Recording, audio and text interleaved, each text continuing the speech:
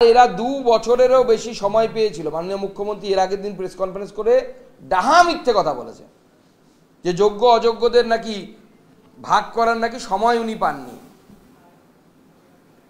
2 বছরেরও বেশি, এক্স্যাক্টলি মনে হয় 2 বছর 6 মাস, মানে 2.5 বছর সময় পেয়েছিলেন যোগ্য অযোগ্য আলাদা করার জন্য। কিন্তু উনি যোগ্য এবং অযোগ্য আলাদা করেননি। উনি সবসময় চেয়েছিলেন যে পুরো বিষয়টা যেন ঘেটে যায়, কোনোভাবেই যেন চাল এবং কাকর এই দুটোকে যেন আলাদা করা না যায়, তাহলে পরে অন্যের ঘাড়ের উপর দিয়ে, অর্থাৎ অযোগ্যদেরকে যোগ্যের ঘাড়ের উপর দিয়ে পার করে দেওয়া যাবে।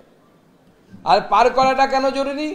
এই জন্য জরুরি কারণ এই অযোগ্য যারা, তাদের লিস্টও আজ অব্দি রাজ্য সরকার জারি করেনি। আমরা তো চাইছি, দাবি জানাচ্ছি যে জেলা ওয়াইজ লিস্ট দেওয়া হোক কারা কারা অযোগ্য।